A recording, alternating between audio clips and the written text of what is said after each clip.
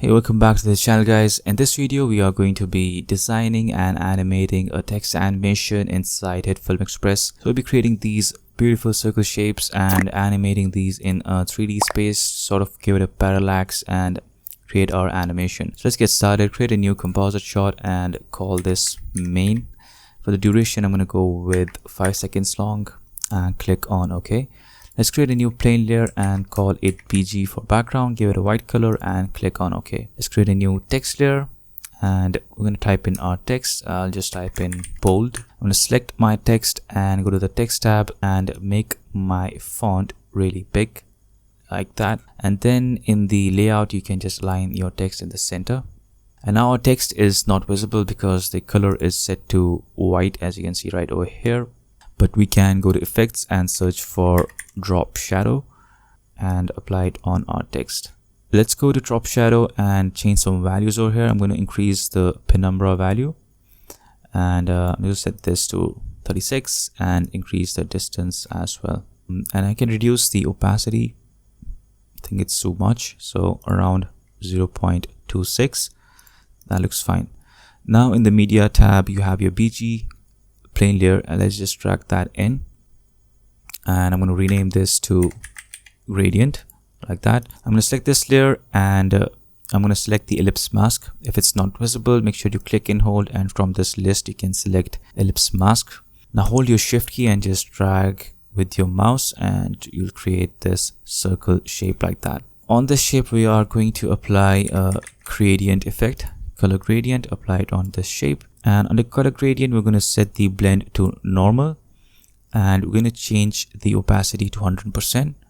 And we have this start point and end point which we cannot see because our background is white and we cannot see those points. So I'm going to turn this background layer off for a moment, and with the selection tool selected I can see these 2 points over here. So I can just select these 2 points and just position them like so. And then it's just about coloring. You can use this amazing website called UI Gradients. You can just select any gradient from here and go with that look, but I'm just going to just find my own kind of gradients from here. So I'll just start with this one and make this a bit darker over here. That's my first gradient. And now I can just duplicate this shape, Control D to duplicate. And I can move this entire layer around like that. So you can also select your mask and move that around, but you will lose the positioning of the gradient. You can see that the gradient position is still there where the original shape was. So I'm going to undo this, and instead of dragging the mask around, I'm just going to move the entire shape layer itself. So I'm going to just move it somewhere over here, and I'm just going to maybe just let's increase the size of this, of just this shape layer like that. And again in the effects, color gradient, let's change the colors to something else. That looks good. Control D and move the layer around, and beyond this one I'm just going to position this over here, and this one I'm just going to reduce the size like that and change the look of this gradient. Let's go with a different color this time, and let's duplicate it one last time and move it around. Increase the size a little, hold the shift key while doing so, and change its color in the effects, color gradient. Now let's turn on the background layer so that we can see it.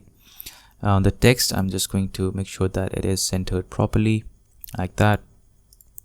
Now for the animation, you can animate the position of each of these layers and create your animation, but I'm going to use a different approach. I'm going to turn these layers into 3D. So select all these layers except the background layer and turn it into 3D, and now add a camera, click on yes. I'm going to create a new point layer and make that 3D as well. Parent your camera to the new point, and now with this new point you can just move around and all the layers will be animating at the same time. Let's create an animation. Go to 2 seconds and create a keyframe there. Go back to 1 second and change the position and move it to the right. And you can move it in any direction that you want. select these two keyframes, select the last option, that is convert the keyframes to manual bezier. Go into value graph and hold the shift key and just drag this handle to the left, and you will have an animation like this. Now we have our animation, but as you can see that they are animating at the same time, and these look like that they are linked together. Now we can create a sort of a parallax animation in this. It just gives a sense of depth in our animation, and in order to do that, we are going to, in the search field, I'm going to search for position. Under your gradient, we're going to start with this gradient, and we don't want to do with anything with the mask. Let's close the effects as well. Under transform, you have this position, and you have the last position value, which is the z-axis. So if I use this to orbit around selected layers and I rotate this, you can see that all the elements in this animation, they are on the same layer, and that's why we are not able to see that parallax effect. So in order to achieve the parallax, we're going to just go back to our gradient layer, and on the z-axis, which is this third option over here, we're going to change that value, and I'm just going to bring this forward in the z space, and I'm just going to do this with all my layers over here. So I'm going to go to transform and play around with different z positioning. So again, I'm going to just randomize the value, and for this gradient as well, let's change it up.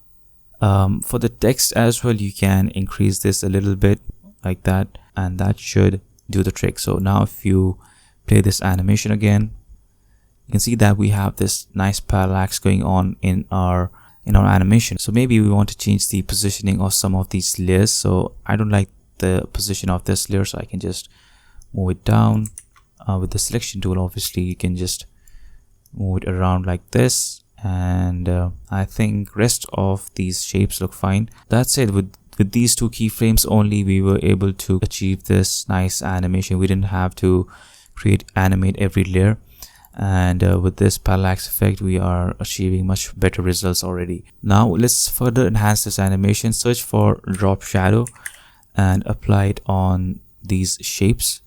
I'm going to apply on this one. Let's go to the controls, and we have the drop shadow over here, and I'm just going to increase the penumbra value, and maybe we'll just reset the distance to as it is, maybe even make it 0, and we can just play around with different opacity values, and maybe like slightly decrease the penumbra.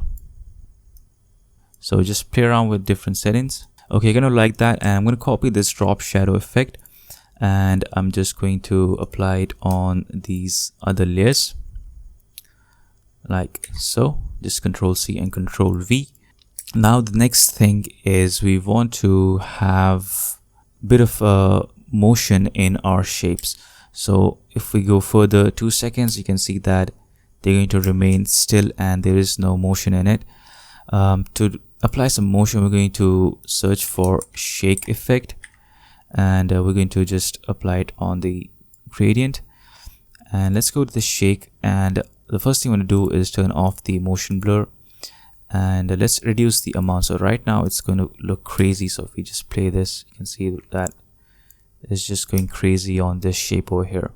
I'm just going to reduce the amount, maybe make it 15, and reduce the speed as well, so maybe around 0.20. So now if you play this, you're going to notice that we have some animation going on this shape. Now let's copy this shake effect and apply it on these 3 gradient layers. Now the problem with this is that all of our shapes will have the same animation, and we want to have a different animation on every shape. Search in timeline option, we're going to search for seed, and the shake effect has seed, which will allow us to randomize our animation. So I'm just going to start with the second one and just randomize it to a different value. And now if you play this, every shape will have a different shake animation. Alright, so that will make our animation look much more livelier. You can also turn on motion blur on these layers, and that will also make your animation look much better. If you go to the very first frame, you can see our shape is already visible over here. So I'm going to go to new point and just move the position like that. I think that's pretty much it. Now you can go back to your edited timeline, search your composite shot, drag it onto the timeline, create a copy of it, and just on the second copy you can apply the time reverse effect on the second clip, and now you'll have an ending animation as well, right? So we have an in animation and then we have an out animation.